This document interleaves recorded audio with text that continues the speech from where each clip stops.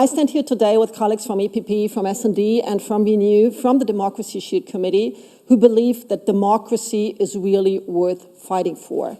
And this is why we tabled the oral question to the European Commission tomorrow, to draw attention to the fact that we feel that the enforcement in order to defend us against those systemic risks, against the attacks against democracy, is totally inefficient.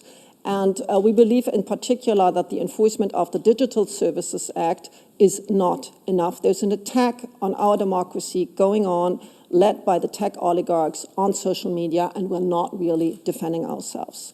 And this attack against the sheer existence of the European Union and against freedom and democracy has long been led by Putin. But now also the US government has set out the same goals in its national security strategy. And this is why it is so much more important now to start standing ourselves and standing up for ourselves. Their instruments are social media, and they use a number of very specific mechanisms. First of all, recommender systems based on engagement-based ranking, which automatically increase the reach for content that is highly polarizing and that elicits negative emotions. It is clear to everybody that democracy is built on compromise, on talking to each other, on listening to each other. And it cannot coexist in the long term with an information ecosystem that is built on outrage and on hate.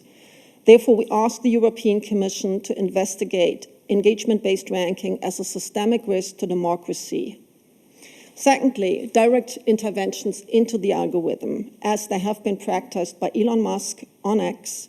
There's growing body of evidence that this is happening in a number of European countries. Specifically, it has been shown by researchers during the German electoral campaign, during the Polish electoral campaign, and very recently in the United Kingdom. And it always favors extremist parties at the left and the right, and suppresses content in the middle of the political spectrum.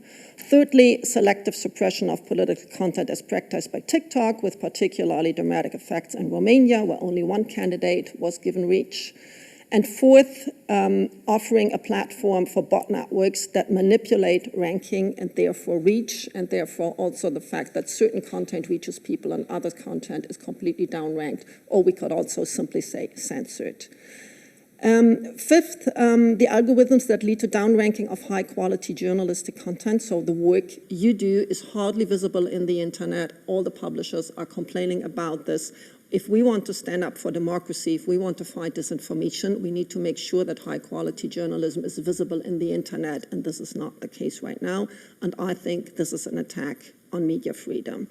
So the measures taken so far by the European Commission are not sufficient. Too little, too late. The small fine against X is a good beginning, but it comes definitely too late, and it's absolutely not enough. We need to tackle the political manipulation that is going on heads on. This should have the same importance as the military defense efforts. Remember, it's easier to swing an election, because this is what they're trying to do, than to win a war. Therefore, we want the European Commission to use every resource to defend democracy in the European Union. And currently, our best weapon is Article 34 and Article 35 of the Digital Services Act.